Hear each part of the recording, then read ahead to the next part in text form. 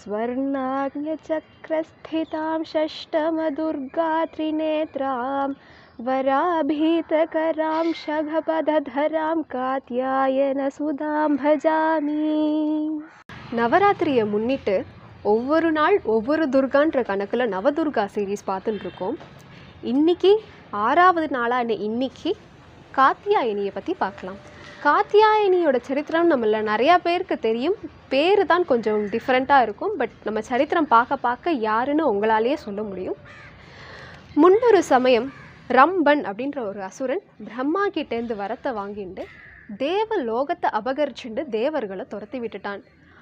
அப்படி அந்த தேவலோகத்தில் இருந்துட்டு இருக்கும் பொழுது ஒரு யக்ஷ வனத்தில் உலாத்தின்னு இருக்கும் பொழுது அந்த வனத்தில் மகிஷின்னு சொல்லக்கூடிய ஒரு அரக்கி மேலே அவன் காதல் கொண்டு எருமை ரூபத்திலேயே வந்து அவளையும் கல்யாணம் பண்ணிக்கிறான். இந்த மகிஷி யாருன்னா ஷியாமளான்னு ஒரு இளவரசி இருந்தா. அவள் ஒரு சாபத்தின் காரணமாக எருமையாக மாறிட்டா. மகிஷ அப்படின்னாலே எருமை அப்படின்னு அர்த்தம். இந்த மகிஷியை கல்யாணம் பண்ணிக்கிறதுக்காக ரம்பனும் ஒரு எருமை மாட்டோட ரூபத்தை எடுத்துட்டு வந்து கல்யாணம் பண்ணிக்கிறான். இப்படி 2 பேரும் ஒலாத்தின் இருக்கும் பொழுது ஒரு நிஜமான எருமை மாடு வந்து ரம்பனை முட்டி சாகடிச்சிடுறது. அவனுக்கு நடத்தக்கூடிய அந்த அந்திம கிரமத்தில் அந்த தீயில இந்த மகிஷியும் குதிச்சிடுறா. அப்படி அவள் குதிச்ச உடனே அந்த இடத்துல இருந்து அந்த தீயிலிருந்து எருமை தலையும் மனித உடம்பும் கொண்ட மகிஷாசுரன் வெளியில வரான். இந்த மகிஷாசுரன் பிரம்மாவை நோக்கி கடுமையான தவம் இருக்கான். வருஷக்கணக்காக தவம் இருந்துட்டே இருக்கான். அப்படி அவன் தவம் இருக்க இருக்க அவன் உடம்புல இருந்து ஒரு துர்நாற்றம் வீசிண்டே இருக்கு.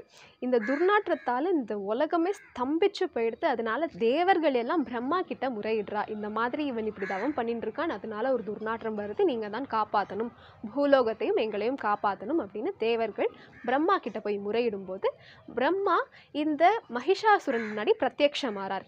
என்ன வரம் வேணும் கேள் அப்படின்னு கேட்டப்போ மகிஷாசுரன் எப்பவும் போல சாகா வரம் வேண்டும் அப்படின்னு தான் கேட்டுட்டு இருக்கான். பிரம்மா எப்பவும் போல பரமாத்மாவுக்கு மட்டும்தான் சாகா வரம் அப்படின்னு சொல்றார். சரி, இந்த மகிஷாசுரன் தான் ஒரு புத்திசாலி அப்படின்ற ஒரு நினைப்புல தனக்கு ஒரு பெண்ணால் மட்டும்தான் இந்த மரணம் நிகழணும் அப்படின்னு ஒரு வரத்தை வாங்கிட்டு இருக்கான். இவன் இப்படி கேட்டதுனால எந்த தேவர்களாலையும் இவனை கொல்ல முடியாது, எந்த தெய்வத்தாலும் எந்த மும்மூர்த்திகளாலும் இவனை கொல்ல முடியாது அப்படின்ற ஒரு சிச்சுவேஷன் வந்துடுறது. இவனுக்கு உடனே தலகணம் ஏறி போய் திருப்பி தேவர்களை எல்லாம் துன்புறுத்த ஆரம்பிச்சிட்டான், பூலோகத்தை எல்லாம் துன்புறுத்த ஆரம்பிச்சிட்டான். இதை தாங்க முடியாமல் தேவர்களுக்கும் அசுரர்களுக்கும் ஒரு போர் மூழ்கிறது. தேவர்கள் இருக்கிறதுலே ரொம்ப மோசமான நிலைமையில இருக்கா. இவாளை காப்பாற்றுறதுக்காக மகாவிஷ்ணு வரார் இந்த மகிஷாசுரனோட சண்டை போடுறதுக்கு. மகாவிஷ்ணுக்கும் மகிஷாசுரனுக்கும் ஒரு பெரிய போரே நடந்துட்டு இருக்கு. 2 பேரும் உருவம் மாறிலாம் சண்டை போடுறா. ஆனாலும் அந்த போர் நின்ன பாடில்லை. விஷ்ணு சிங்க ரூபத்தில் வந்தா, மகிஷாசுரன் எருமை ரூபத்தில் வரான். ரொம்ப பெரிய சண்டை நடந்துட்டு இருக்கு. கடைசியில் மகாவிஷ்ணுவால் அந்த மகிஷனை ஜெயிக்கவே முடியல. திருப்பி வைகுண்டத்துக்கு போறார்.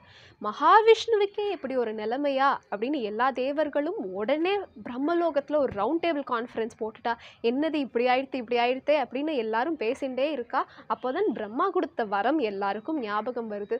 ஓஹோ, ஒரு பெண்ணால் மட்டும்தான் இந்த மகிஷாசுரனை ஜெயிக்க முடியும் அப்படின்னு எல்லாரும் ஒரு கன்க்ளூஷனுக்கு வரா. அப்போ மகாவிஷ்ணு ஒரு யோசனை சொல்றார். என்னன்னா, நம்மள இருக்கக்கூடிய சக்தி எல்லாத்தையும் திரட்டி ஒரு பெண்ணை உருவாக்குவோம், அந்த பெண் போய் மகிஷாசுரனை ஜெயிச்சுட்டு வரட்டும் அப்படின்னு சொல்றார். எல்லா தேவர்கள், யக்ஷர்கள், நாகர்கள் எல்லாரும் ஒத்துக்கிறா. மும்மூர்த்திகளும் இந்த விஷயத்துக்கு ஒத்துக்கிறா. அப்போது பிரம்மா, விஷ்ணு, சிவன் எல்லாரும் தங்களோட எல்லா சக்தியும் திரட்டி ஒரே இடத்துல சேர்க்கிறா. அதே மாதிரி தேவர்கள் எல்லாரும், யக்ஷர்கள் எல்லாரும் அந்த சக்திக்கு தம் கொடுக்கறா. அப்படி கொடுத்தது ஒரு அழகான பெண்ணாக மாறித்து. தேவர்கள் மும்மூர்த்திகளாலேயே அந்த சக்தியை கண்ணால் பார்க்க முடியல. அவ்வளவு பவர்ஃபுல்லான சக்தியாக இருக்குது. அந்த சக்தி ஒரு பெண்ணாக மாறித்து. எப்படின்னா 3 கண்களும் 18 புஜங்களும் உடைய சக்தியாக மாறித்து, ஒரு பெண்ணாக மாறித்து. எல்லா தேவர்களும் தங்களோட எந்த ஆயுதம் பிரத்யேகமாக இருக்குமோ அதை கொடுக்குறா. உதாரணத்துக்கு மகாவிஷ்ணு சுதர்சன சக்கரத்தை கொடுக்குறார். சிவன் தன்னோட திரிசூலத்தை கொடுக்குறார். பிரம்மா கமண்டலமும் ஜெபமாலையும் கொடுக்குறார். குபேரன் கதையை கொடுக்குறார். விஸ்வகர்மா கோடாரியை கொடுக்குறார். அக்னியும் வாயுவும் வில்லும் அம்பும் கொடுக்குறார். வருணன் தன்னோட சங்க கொடுக்குறார்.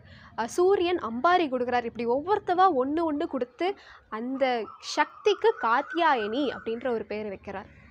இந்த காத்தியாயினி எங்கேயாவது போய் பிறக்கணும் இல்லையா, அதனால அப்படியே பார்த்துட்டே வரா. கீழே பூலோகத்தில் காத்தியாயன மகரிஷி அப்படின்னு ஒருத்தவர் ஒரு குழந்தை வேணும் அப்படின்னு தவத்தில் இருக்கார். இந்த காத்தியாயனர் யாருன்னா கார்த்திகேயன் கிட்டேயே வியாக்கரணம் படித்தவர். ஸோ அந்த காத்தியாயனர் ஒரு பெரிய ரிஷி பரம்பரையில் வந்தவர். அவர் ஒரு குழந்தைக்காக இப்போ தவம் இருக்கிறதுனால இந்த காத்தியாயனியை அங்கேயே பிறக்க வைக்கிறா. காத்தியாயன மகரிஷியோட பொண்ணா இவ பிறக்க போகிறது அப்படின்னால தான் காத்தியாயனி அப்படின்ற பேர் வைக்கிறா. இவ வந்த உடனேயே நேராக தேவலோகத்துக்கு போகிறா. ஏன்னா அங்கே தான் இந்த மகிஷாசுரன் உட்காந்துட்டு இருக்கான் இல்லையா. அந்த தேவலோகத்துக்குள்ள காலை எடுத்து வச்சு ஒரு கர்ஜனை பண்ணுறா. அந்த தேவலோகமே ஸ்தம்பிச்சு போயிடு, ஆடி போயிடுது.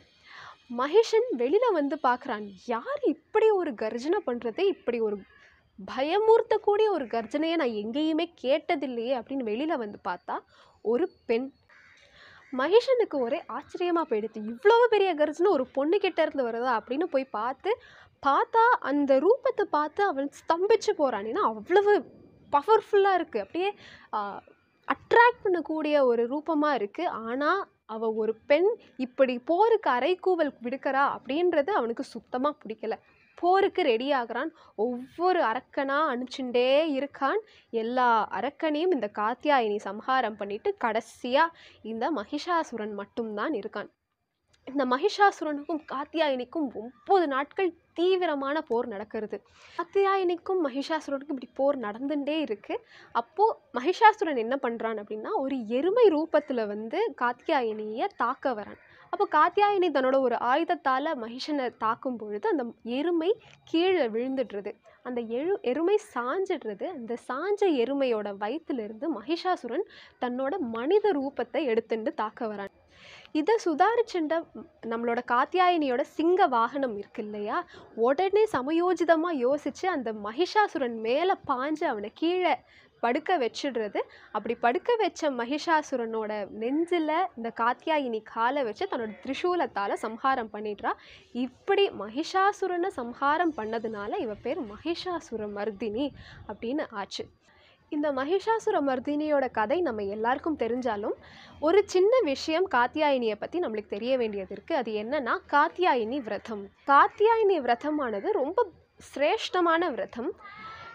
இதோட ரெஃபரன்ஸ் எங்கே இருக்குது அப்படின்னா 2 இடத்துல நம்ம காமிக்கலாம். ஒன்று பாகவதத்தில், ஸ்ரீமத் பாகவதத்தில் கோபிகா ஸ்திரீகள்லாம் இந்த காத்தியாயினியை நோக்கி விரதம் இருந்துதான் கிருஷ்ணரை போய் அடைஞ்சா அப்படின்றது பாகவதத்தில் சொல்லியிருக்கா.